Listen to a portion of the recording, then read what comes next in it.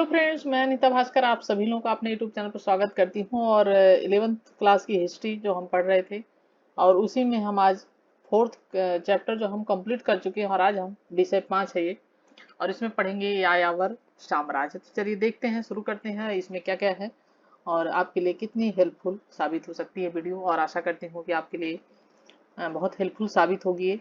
और जो 11th class के बच्चे हैं उनके लिए तो महत्वपूर्ण है ही, इसके साथ साथ जो प्रतियोगी परीक्षाओं की तैयारी कर रहे हैं छात्र, जो स्टूडेंट, उनके लिए भी बहुत हेल्पफुल साबित होगी।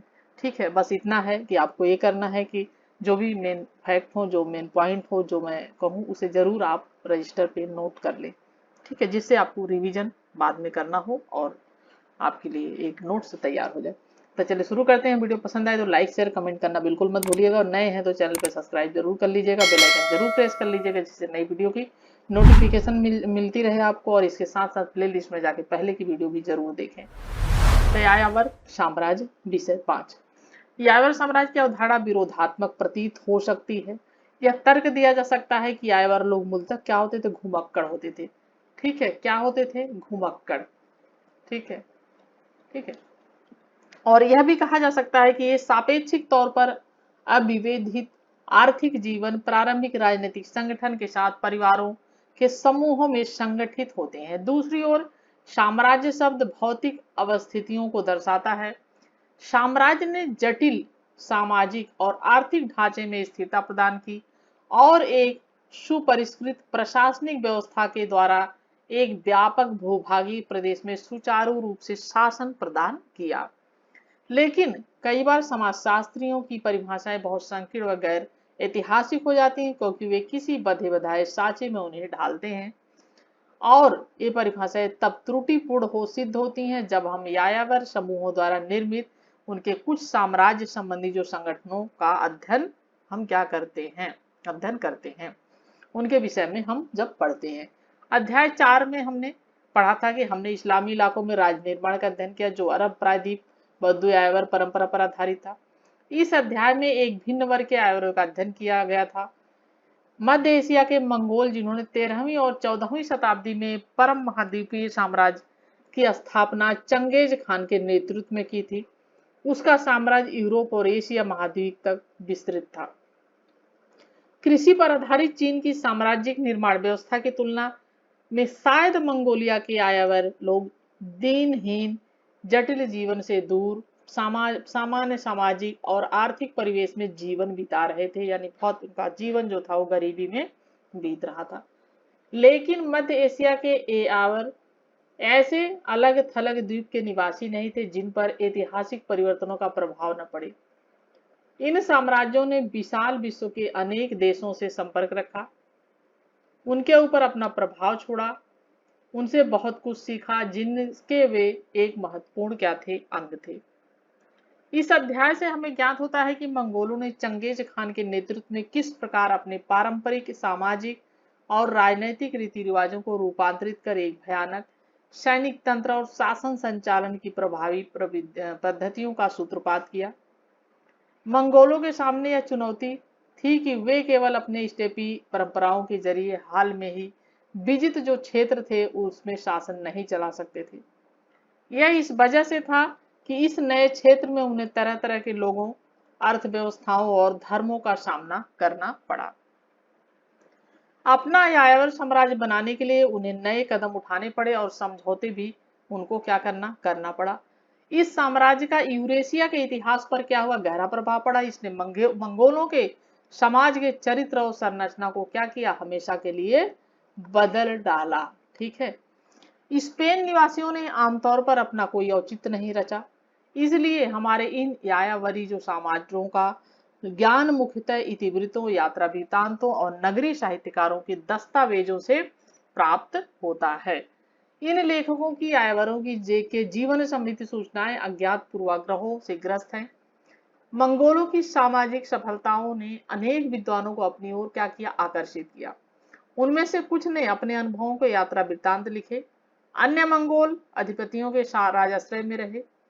इन व्यक्तियों की पृष्ठभूमि क्या थी, अलग अलग थी। वे बौद्ध, कन्फ्यूशियसवादी, ईसाई भी थे, तुर्क भी थे और मुसलमान भी थे।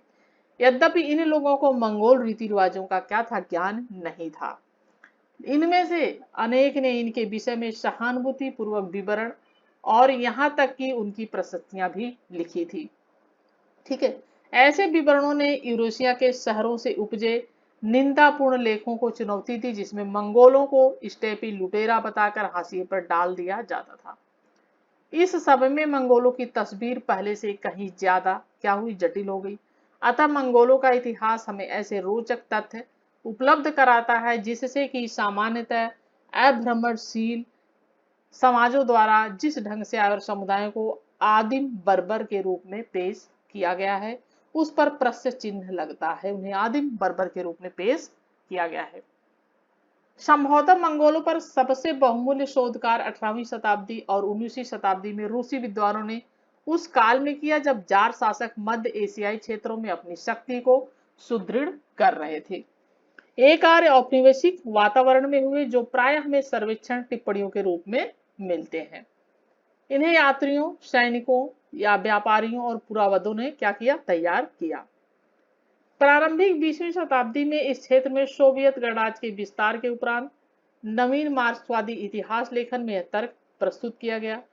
प्रचलित उत्पादन प्रणाली सामाजिक संबंधों की प्रकृति को क्या करती है, निर्धारित करती है। इसने चंगेज खान और उभरते हुए मंगोल साम्राज्य को मानव विकास की उस संक्रमण अवस्था के दायरे में रख दिया जिसमें जनजातीय उत्पादन प्रणाली से सामंती उत्पादन प्रणाली की ओर क्या हुआ, परिवर्तन हो रहा था। जनजातीय उत्पादन प्रणाली से क्या हो रहा था, सामंत उत्पादन प्रणाली हो रही थी। ये परिवर्तन सापेक्षिक रूप से वर्ग विहीन सामाजिक व्यवस्था से उस सामाजिक व्यवस्था की ओर हुआ जिसमें कृषक थे, भूस्वामी थे और लॉर्ड के बीच एक विशाल अंतर इनमें पाया गया। इतिहास की ऐसी निर्धारित व्याख्या का अनुसरण करने पर भी मंगोल भाषाओं, उनके समाज और संस्कृति पर अति उत्तम शोध बोरिस याकोवोविच व्लादिमीर स्टॉव जैसे अन्य विद्वानों ने किसने दिया, बोरिस याकोवोविच और व्लादिमीर स्टॉव। ठीक है, व्लादिमीरोविच बारटोल्ड ने सोवियत विचारधारा का समर्थन क्या किया था, नहीं किया था। एक ऐसे जब स्टालिन के शासनकाल में आंचलिक राष्ट्रवाद के कारण घबराहट व्याप्त हो गई थी, तब बारटोल्ड के द्वारा चंगेज खां और उसके वंशजों के अधीन मंगोलों का जीवन और उनकी उपलब्धियों के सकारात्मक और सहानुभूति पूर्वक विवरण ने उनके अभिवेचकों के रोष का क्या पात्र बना दिया, यानी और उन्होंने बारटोल्ड की रचनाओं के प्रसार पर कठोर पूर्वक क्या किया, पाबंदी लगा दी। केवल 1960 के दशक में उदारवादी खुश्चेव युग के दौरान उसके उपरांत ही उनकी रचनाओं को 9 खंडों में प्रकाशित किया गया। ठीक है, यहाँ देखते चलते हैं। बर्बर यानी अंग्रेजी में बारबोरियन शब्द यूनानी भाषा के बारबोस शब्द से उत्पन्न हुआ है, जिसका तात्पर्य गैर यूनानी लोगों से है जिनकी भाषा यूनानियों को बेतरतीब, कोलाहल, बर्बर के समान लगती थी। और यूनानी ग्रंथों में बर्बरों को बच्चों की तरह दिखाया गया है जो सुचारू रूप से बोलने या सोचने में असमर्थ, डरपोक, स्त्रैण, विलासप्रिय, निष्ठुर, आलसी, लालची और स्वशासन चलाने में असमर्थ थे। यह रूढ़िगत घिसी-पिटी धारणाएं रोमवासियों के पास गईं। रोमवासियों ने बर्बर शब्द का प्रयोग जर्मन जनजातियों, गौल और हूण जैसे लोगों के लिए किया। चीनियों ने स्टेपी प्रदेश के बर्बरों के लिए दूसरे शब्दों में का प्रयोग किया, पर उनमें से किसी शब्द के सकारात्मक अर्थ क्या थे, नहीं थे। यहाँ चलते हैं। पार महाद्वीपीय मंगोल साम्राज्य के विस्तार का मतलब यह था कि जो शोध के स्रोत विद्वानों को उपलब्ध हैं वे अनेक भाषाओं में रचे गए हैं। उनमें सबसे निर्णायक स्रोत चीनी, मंगोली, फारसी और अरबी भाषा में उपलब्ध है। कौन कौन सी भाषा, चीनी, उसके बाद है मंगोली, उसके बाद है फारसी और अरबी। ठीक है, अरबी। पर महत्वपूर्ण सामग्रियां हमें इतावली, लातिनी और फ्रांसीसी रूसी भाषा मिलती। जो महत्वपूर्ण सामग्री वो किन भाषाओं में मिलती, इतावली भाषा में, इटली की भाषा, लातिनी भाषा में, फ्रांसीसी भाषा में और रूसी भाषा में मिलती। अक्सर एक ही मूल ग्रंथ भिन्न भिन्न आशय के साथ दो अलग अलग भाषाओं में प्रस्तुत किए गए। उदाहरण के लिए चंगेज खां जो के विषय में सबसे प्राचीन विवरण मंगकोल उन न्यूतोबियन मंगोलों के गोपनीय इतिहास जो मंगोल और चीनी भाषा में मिलते हैं, दोनों भाषाओं में मिलते हैं, मंगोल में भी और चीनी में, एक दूसरे से अलग है। इसी तरह मार्को पोलो द्वारा मंगोल राज दरबार का यात्रा वृत्तांत है जो इतावली और लातिनी भाषा में उपलब्ध। मार्को पोलो के बारे में आपने पढ़ा होगा, सुना होगा। तो मार्को पोलो इसके जो यात्रा वृत्तांत है इसने किस में लिखा है, जो इसने यात्रा की, इतावली, ठीक है, इतावली और कौन सी भाषा है, लातिनी भाषा, ये याद रखें। और वे एक दूसरे से मेल नहीं खाते चूंकि मंगोलों ने अपने बारे में स्वयं बहुत कम साहित्य रचा, विदेशी सांस्कृतिक वातावरण में रहने वाले विद्वानों ने उनके बारे में ज्यादातर लिखा। अतः इतिहासकारों को उन विदेशी मूल रचनाओं में जिन वाक्यांशों का प्रयोग हुआ उसका मंगोल भाषा के करीबी अर्थ निकालने के लिए वाग्मीमांसक की भूमिका अदा करनी पड़ी। और इवोगे रखोबिल्ट्स मंगोलों का गोपनीय इतिहास और गोरहार्ड डोर्फर जिन्होंने ऐसी मंगोल और तुर्की शब्दावलियों पर काम किया जो फारसी में शामिल हो गई, जैसे विद्वानों की रचनाएं मध्य एशिया के आर्यों के इतिहास को पढ़ने की कठिनाइयों को उजागर करती हैं। हम इस अध्याय में आगे चलकर देखेंगे कि चंगेज खान और मंगोलों के विश्वव्यापी साम्राज्य के बारे में उनकी अविश्वसनीय यानी विश्वास करने लायक नहीं उपलब्धि के बावजूद उद्यमी विद्वान अनुसंधानकर्ताओं को अभी भी बहुत कुछ क्या है, छानबीन करना बाकी है। भूमिका 13वीं शताब्दी के प्रारंभिक दशकों में यूरो एशियाई महाद्वीप के महान साम्राज्यों ने मध्य एशिया के स्टेपी प्रदेश में एक नई राजनीतिक शक्ति के अभ्युदय के एक बड़े खतरे का अनुभव किया। चंगेज खान मृत्यु 1227 ने मंगोलों को क्या किया, संगठित किया। चंगेज खान की राजनीतिक दूरदिशा मध्य एशिया के स्टेपी प्रदेश मंगोल जातियों का एक महासंघ मात्र बनाने से कहीं अधिक दूरगामी थी। उसे ईश्वर से विश्व पर शासन करने का आदेश प्राप्त था। यद्यपि उसका अपना जीवन मंगोल जातियों पर कब्जा जमाने में और साम्राज्य संकलन जैसे उत्तरी चीन, तुरान, ट्रांसोक्सियाना, अफगानिस्तान, पूर्वी ईरान, रूसी स्टेपी प्रदेशों के विरुद्ध युद्ध अभियानों के नेतृत्व और प्रत्यक्ष संचालन में बीता, तथापि उसके वंशज ने इस क्षेत्र से और आगे जाकर चंगेज खान के स्वप्न को सार्थक किया। यह दुनिया के सबसे विशाल साम्राज्य का निर्माण किया। ठीक है, मंगोल साम्राज्य का चित्र है। यूरोप, रूसी सामंजस्य, मास्को, मंगोल साम्राज्य, ताशकंद, बुखारा पर, समरकंद, मिसापुर, ये सब इसमें आ रहे हैं। तिब्बत, हिमालय पर्वत श्रृंखला, यहाँ पे देखिए ये भारत का नक्शा है, हमारे बंगाल की खाड़ी है, ये अरब सागर है, हिंद महासागर। तो ये मंगोल साम्राज्य का ये जो इस तरीके से आप देख रहे हैं थोड़ा ग्रीन ग्रीन से में है, ये सब मंगोल साम्राज्य के हिस्से में आता है। मंगोलिया, काराकोरम, तुर्पान, चीनविन, ये फारस, ठीक है, सब मध्य एशिया के हमने पढ़ लिया ये स्टेपी मंगोल जातियों। चंगेज खान के आदर्शों के मुताबिक उसके पोते मोनके ने फ्रांस के शासक लुई नौवें, कौन, फ्रांस के शासक लुई जो 9वें थे, ठीक है, 9वें, 1226 से 70 को यह चेतावनी थी कि स्वर्ग में केवल एक शाश्वत आकाश है और पृथ्वी का केवल एक अधिपति चंगेज खान।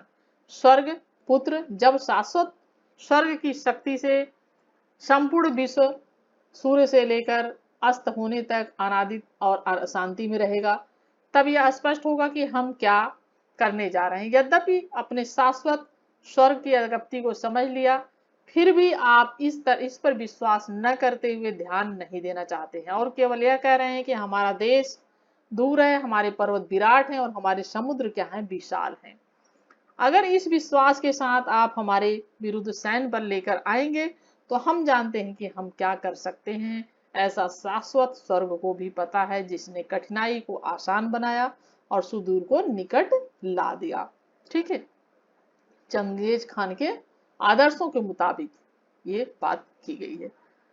ये केवल धमकियां ही नहीं थी। चंगेज खान के एक दूसरे पोते बाटू ने अपने 1236 से 1241 के अभियानों में रूस को मास्को तक रोक डाला था और पोलैंड, हंगरी पर विजय प्राप्त कर वियना के बाहर इसने पड़ाव डाल दिया था। 13वीं शताब्दी तक यह लगने लगा कि शाश्वत आकाश मंगोलों के पक्ष में है। चीन के अधिकांश भाग, मध्य पूर्व एशिया और यूरोप यह मानने लगे थे कि चंगेज खान की आबाद दुनिया पर विजय ईश्वर का गुस्सा है और यह कयामत के दिन की क्या है, शुरुआत है। बुखारा पर कब्जा। परवर्ती 13वीं शताब्दी ने ईरान के मंगोल शासकों को एक फारसी इतिवृत्ति जुवैनी ने 1220 में बुखारा की विजय का वृतांत दिया है। ठीक है, जुवैनी के कथानुसार नगर की विजय के बाद चंगेज खान उस मैदान में गया जहां पर नगर के धनी व्यापारी एकत्रित थे।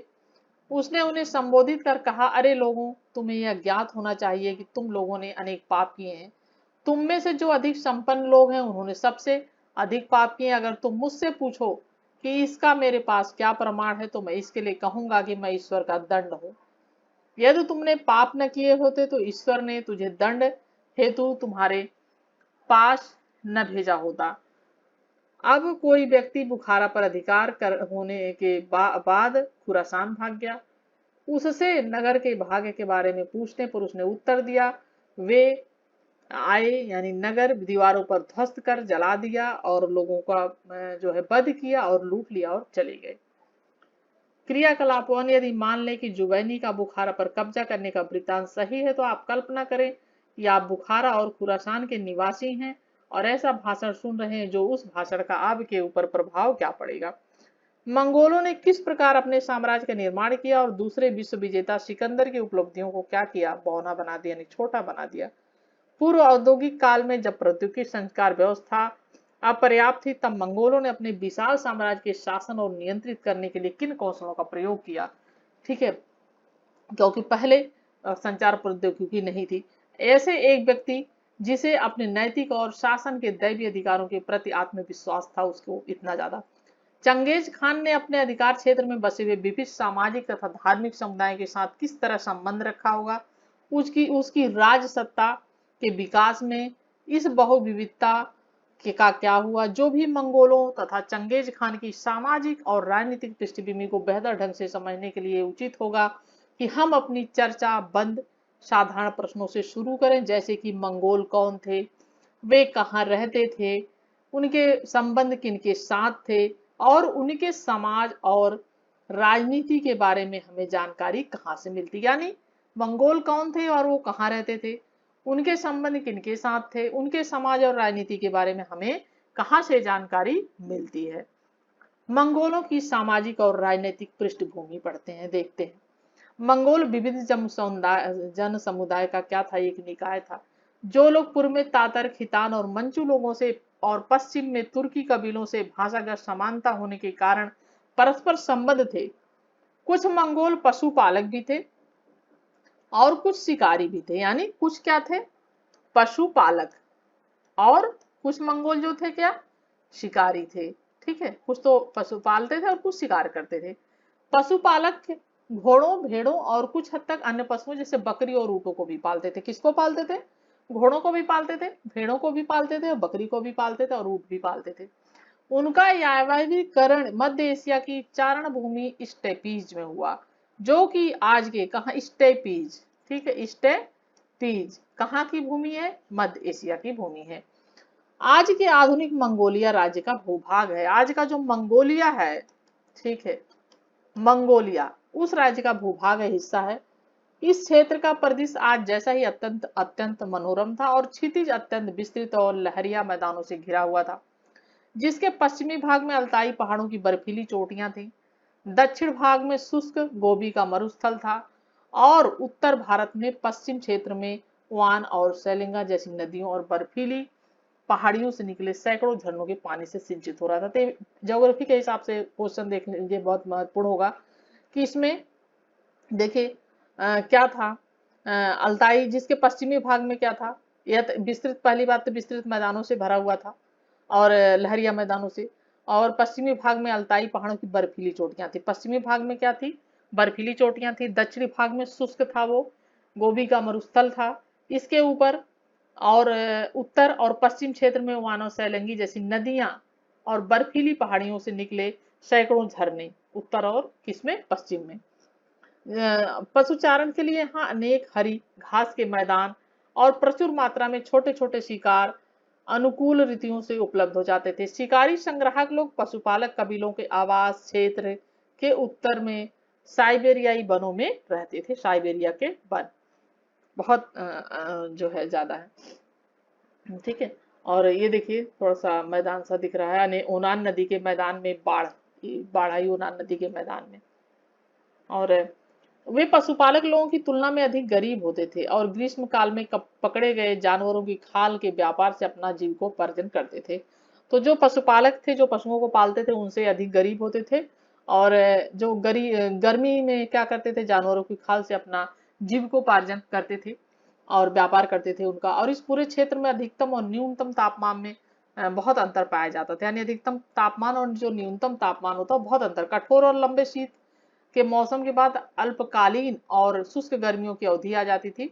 लंबा शीतकाल होता था, बर्फीली चोटियां होती थी। चारण क्षेत्र की में साल की सीमित अवधियों में ही कृषि करना संभव था, यानी बहुत कम समय में कृषि की जाती थी। मंगोलों ने अपने पश्चिम के तुर्कों के विपरीत कृषि कार्य को नहीं अपनाया था। जो पश्चिम के तुर्क थे, न ही पशुपालकों और न ही शिकारी संग्राहकों की अर्थव्यवस्था घने आबादी वाले क्षेत्रों का भरण पोषण करने में थी। परिणाम स्वरूप इन क्षेत्रों में कोई नगर नहीं उभर पाए।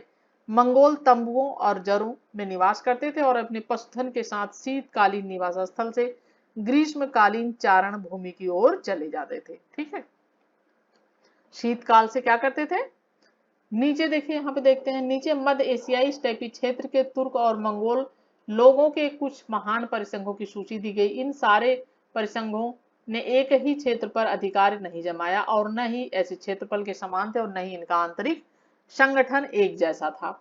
यद्यपि इनका यावरी जन समुदाय के इतिहास पर विशेष प्रभाव पड़ा, चीन और समीपवर्ती क्षेत्रों पर इनका प्रभाव भिन्न था। ठीक है, निर्जातीय और भाषाई संबंधों ने मंगोल लोगों को परस्पर जोड़ रखा था, पर उपलब्ध आर्थिक संसाधनों में कमी के कारण उनका समाज अनेक पितृपक्षीय वंशों में विभाजित था। जो उनका समाज था पितृसत्तात्मक था, पितृवंशीय था। धनी परिवार विशाल होते थे, बड़े होते थे, उनके पास अधिक संख्या में पशु और चारण भी भूमि होती थी। इस कारण अनेक उनके अनुयायी भी होते थे, इसी वजह से, क्योंकि वो धनी होते थे। और स्थानीय राजनीति में उनका अधिक क्या होता था, जो राजनीति थी उसमें अधिक दबदबा होता था। समय समय पर आने वाली प्राकृतिक आपदाएं जैसे भीषण शीत ऋतु के दौरान एकत्रित की गई शिकार संग्रह सामग्रियां, अन्य भंडार में रखी हुई सामग्रियां समाप्त हो जाने की स्थिति में अथवा वर्षा न होने पर घास के मैदानों के जब सूख जाते थे, घास के मैदान में वर्षा नहीं होती तो चारागाहों की खोज में इनको भटकना पड़ता था, इधर उधर घूमना पड़ता था। इस दौरान क्या होता था, उनमें आपस में संघर्ष होता था, झगड़े लड़ाई होते थे। पशुधन को प्राप्त करने के लिए लूटपाट भी करते थे, यानी पशुओं को प्राप्त करने के लिए क्या करते थे, वो लूटपाट भी करते थे। प्राय परिवारों के समूह आक्रमण करने और अपनी रक्षा करने हेतु अधिक शक्तिशाली और संपन्न कुलों में मित्रता कर लेते थे और परिसंघ बना लेते थे।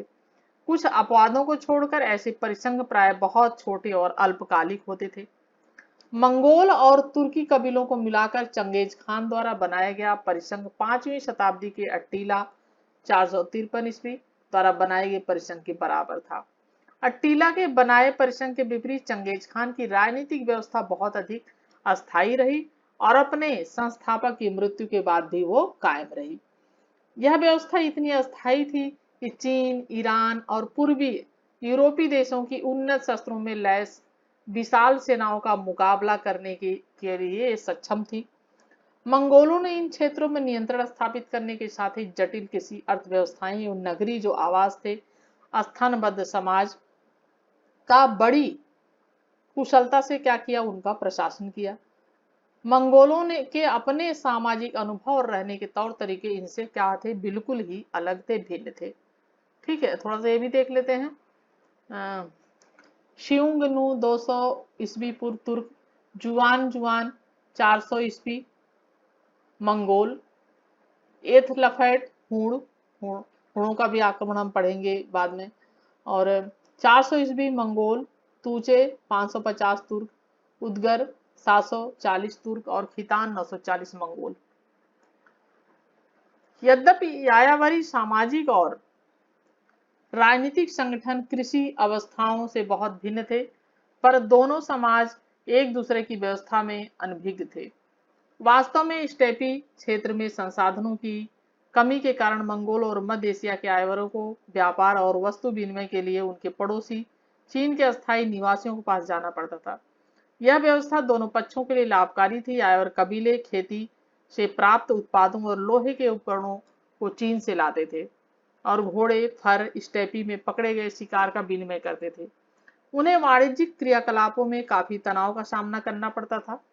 व्यापारिक जो क्रियाकलाप थी, ठीक है, उनमें और जो जब मंगोल कबीलों के साथ, क्योंकि इसमें तनाव का सामना पड़ता था, क्योंकि दोनों पक्ष अधिक लाभ प्राप्त करने की होड़ में क्या करते थे, सैनिक कार्यवाही ये करते थे। जब मंगोल कबीलों के साथ मिलकर व्यापार करते थे तो अपने चीनी पड़ोसियों को व्यापार में बेहतर शर्त रखने के लिए मजबूर कर देते थे। कभी कभी ये लोग क्या करते थे, व्यापारिक संबंधों को नकार कर केवल लूटपाट भी करते थे। मंगोलों का जीवन अस्त व्यस्त होने पर ही इन संबंधों में बदलाव आता था।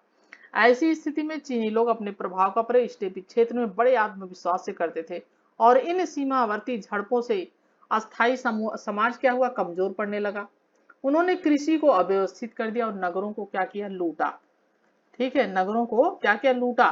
और दूसरी ओर आयवर लूटपाट कर अंग्रेजी संघर्ष से दूर भाग जाते थे, जिसमें उन्हें बहुत कम हानि होती थी, यानी हानि बहुत कम होती थी, नुकसान कम होता था। अपने संपूर्ण इतिहास में चीन को आयवरों से विभिन्न शासन कालों से बहुत अधिक क्षति पहुंची।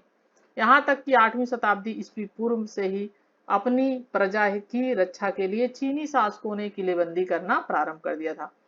3री शताब्दी ईस्वी पूर्व से इन किलेबंदियों का एकीकरण सामान्य रक्षात्मक ढांचे के रूप में किया गया, जिसे आज चीन की महान दीवार के रूप में जाना जाता है। चीन की महान दीवार, ठीक है, चीन की महान दीवार, ठीक है, के रूप में जाना जाता है। चीनी शासकों ने किलेबंदी आक्रमणों की वजह से किया था, जो किलेबंदी की थी, और जो चीन की महान दीवार के रूप में जाना जाता है। उत्तरी चीन के कृषक समाजों पर यावरों द्वारा लगातार हुए हमले और उनसे पनपते अस्थिरता का भय क्या हुआ, प्रभावशाली जासूस साक्ष्य है।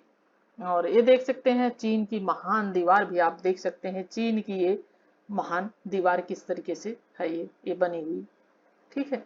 और नेक्स्ट वीडियो में हम पढ़ेंगे चंगेज खान का जीवन वृतांत, बहुत महत्वपूर्ण है, जो कि चंगेज खान के बारे में बहुत महत्वपूर्ण क्वेश्चन आते हैं। और इसी के साथ नेक्स्ट वीडियो में मिलती हूँ और आशा करती हूँ कि आपको वीडियो पसंद आई होगी। Thank you for watching video. Thank you.